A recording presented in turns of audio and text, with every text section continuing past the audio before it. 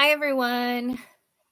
Thank you for joining me in Miss Lander's library. It's a little later than I normally would hop on, but I realized I had a real brainiac moment and my microphone has been muted for the last couple of days. So I realized you cannot hear any of the sound on chapters 9 through 14. And that just doesn't make for a very good story. So I'm going to re record these. And yeah, thanks for growing with me. It's all a learning curve. So we just persist, right? We don't give up. Okay, so let's do take 2 of chapters 9 through 10, and then I'll re record the other 4 chapters too. Chapter 9 Spies. Does it count if the teacher doesn't see it? My mother was in the backyard. She was cutting stuff from her herb garden. Her head came up. Say again? If Mrs. Sims doesn't see me being good, how am I supposed to get credit for my halo? She snipped a couple of stems and stood up. She turned around. I laughed. She was wearing the supersized movie star sunglasses I gave her as a joke for her birthday. In other words, she said, you want to know if it's okay to be bad when you're not at school?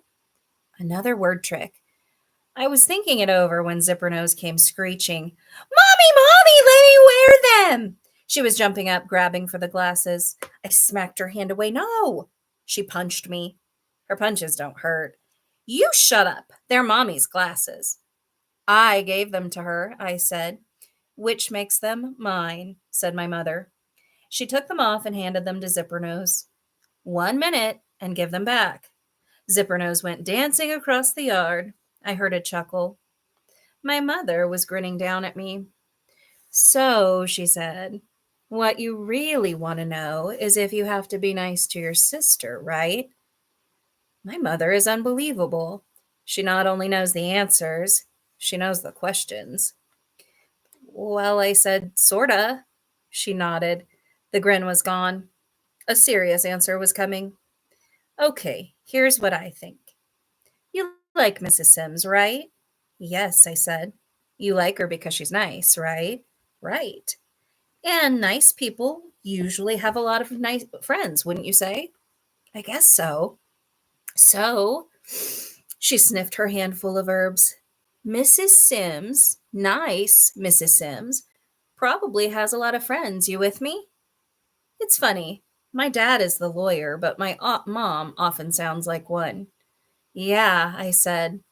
So, here's what I think. She jabbed her herbs at me. I think it's not just Mrs. Sims keeping an eye on you. I think it's her network of friends, too. They're probably all over the place. If they see one of her students acting up, they report back to her. You mean like spies? I said. She nodded, sort of. She brushed the herbs across my nose. I smelled mint. If you ask my advice, I say you better not take a chance. You better be nice to everybody all the time. And that, she poked her herbs at the dancing Zippernose.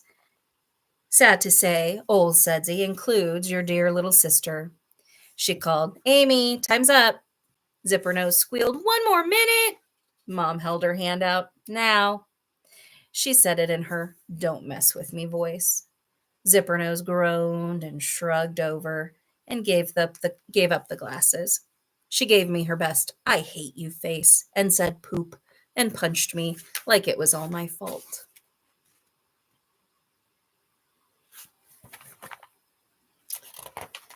Usually, I would hit her back. Instead, I looked at the neighbors' backyards and the neighbors' windows. I wondered if a spy was lurking behind a shade. I let Zippernose go grumping off, unhit. And then my mom was squeezing me, saying, my little angel. Chapter 10 Angel at Home. It's harder to be an angel at home than at school. I mean, it's not like I'm really bad at home. I don't throw the remote. I don't make fires in the living room. I don't say bad words. I'm just a normal kid. I do normal bad things. Sometimes I whine if I don't get my way, or leave my underwear on the floor, or forget to cap the toothpaste or turn out the lights, or stick a banana peel under Zipper Nose's pillow. But you should see me now. I sit up straight at the dinner table.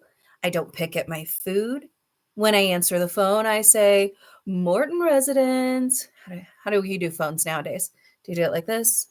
This? Morton residence, may I help you? Every piece of dirty clothes goes into the hamper. If I need the salt, I say, salt, please. When somebody passes it, I say, thank you. I don't have to worry about thanking my sister because she would never pass me anything. But I don't call her Zipper Nose anymore, except in my head. I don't call her Amy either. I don't call her anything. Now that I think about it, the only really hard thing about being an angel at home is being nice to my sister. And even that seemed pretty easy until my mother had a little talk with me a week ago. So, she said, how's the Halo hunt going? Okay, I said. How many more days until the crowning of the first perfect angel? She knew I was counting. 18, I said. Whew, she whistled. 18 more days. No lights on in empty rooms, no clothes on the floor. This is a new experience for me. A perfect person right here. She pointed straight down. In my house. Thanks, I said. Or maybe I should say, almost perfect. Huh? I said. Well, there is one little area where, well, you're not exactly bad, but you're not exactly good either. You're just kind of nothing. I am? Yes, with your sister. I thought we agreed you were going to be nice to her. I couldn't believe what she was saying. Mom, I am nice to her. I didn't hit her for a week. I didn't make fun of her. I don't slam the door on her face. Mom, I don't even call her Zipper Nose anymore. She nodded. True, you don't do anything, and that's, she poked me, the point joint.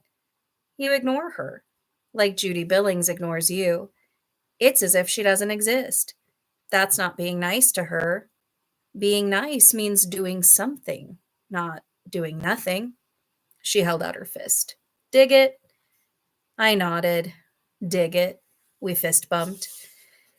So, for the past week, I've been doing one nice thing for my sister each day. Like yesterday at breakfast after I used the pancake syrup. Instead of keeping it on my side of the table, I pushed it back in the middle where she could reach it. And today, when I saw her plumpy donkey on the hallway floor, usually I would step on it, but not this time. This time, I just kicked it back into her room. So far, it's not so bad because every time I do something nice, I think maybe one of Mrs. Sims's spies saw that. I keep sneaking looks at the windows, but so far I haven't caught anybody peeking in. I can almost feel them spying, taking notes, maybe even pictures, reporting back to Mrs. Sims. I have to really be on my toes. I have to make up for all that blurting. I can't lose focus. Good, good, good. Nice, nice, nice. Perfect in every way. 11 days till October 1st. 11 days until the first halo.